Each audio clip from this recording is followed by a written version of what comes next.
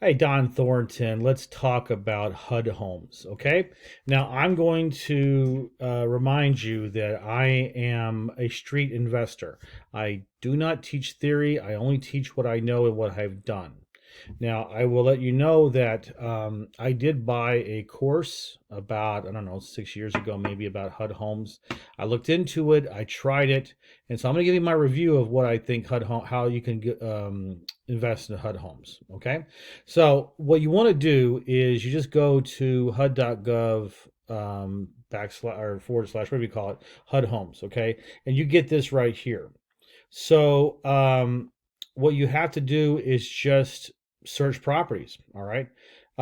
Just go here. Let's just do Florida. Let's just say we're going to do, I don't know, Volusia County. All right. And then let's just say buyer type. Now, listen, here's the thing on buyer type. HUD restricts houses from to investors for a certain period of time. So when a HUD home first comes on the market, then it is only available for owner occupants. They want to give people the chance who want to live there to get first crack at these things. Okay, so you're not going to get them fresh. So you would have to come here and say, click investor. All right, and then you come here to status and you want to do whatever you want. You can do accepting bids, you can do new listing, you can do price reduce, you can do pending bid opening, whatever. So let's just say accepting bids. All right, and then I don't know. Let's just say that you want a 3-2. Okay, and so what you can do here is just click search. So nothing comes up for that. All right, so let's just do new listing.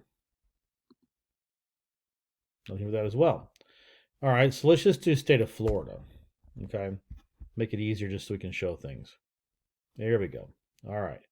So not much in the way of HUD homes right now. It looks like.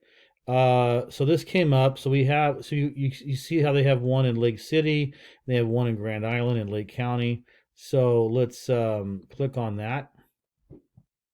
Okay, so here it is. So you are allowed to bid on this. Okay, so what you can do is you have to make sure that you can that you're you have to go through a realtor and you have to register as a bidder, so you can go ahead and do that. I'm not going to go into that right now. I'm just going to give you a just an overall view of this. But anyway, so what the HUD realtor goes in and takes all these pictures. Okay, you can go look at stuff and you can go search the houses and so forth. That's fine, but you have to submit your bid. So if you go here, and we'll go to this. Let's see here. So if you want to submit, make sure that you have a realtor that is NAID approved. Okay, because you just can't have you want to be able to make sure you're that, and then you can go here and now let's look at the bid results. Okay, so I don't have a copy. We won't do that. Anyway, the way it works is that you go in there and you decide you want to make a bid. Okay, now depending on how long the property's been out there, they're only going to take a certain percentage below what the listing price is, and maybe HUD homes, earlier back in the day, you had better margins. But in my opinion, there's really not much difference between a retail sale and a HUD home. And I find this is the same way on real estate owned properties, bank owned REO properties, is that back in the day, you could make money on those, but nowadays banks and the government HUD, they're not going to give you very good deals because they have all the leverage, right? I mean, they own the property. These houses have already been foreclosed, and in this case, these were FHA mortgages. Okay, now the Department of Housing and Urban Development HUD owns them.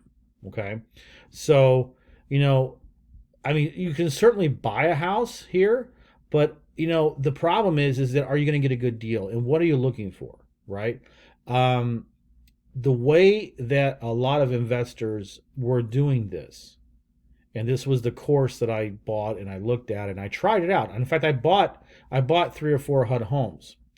Um, the problem you're going to have is that if you're as a buy and hold person, maybe it's okay. Maybe you get a little bit of a discount. But if you're a flipper like I am, there's just no room. The only way you could do it is if you have access to your own cash, and so you're not having to pay anyone for money, which I wasn't. I had to pay 10%, so there was 10% right off the top there. So if I was going to buy a $150,000 property, then I got to pay $15,000 back to my investor. So that takes a huge chunk of equity. So let's say you have cash, and so you don't have to pay that $15,000 out. Theoretically, what you could do is you get it under contract, right? And your bid is accepted and it goes under contract. You have 30 days to close it. What they were doing was they would immediately have their cash buyers ready to go, and then they would put bandit signs up. They would do whatever, send it a blast out to their cash buyers, and try to find a buyer that could come in and they could flip it to, and they could make $3,000, $5,000, maybe $7,000.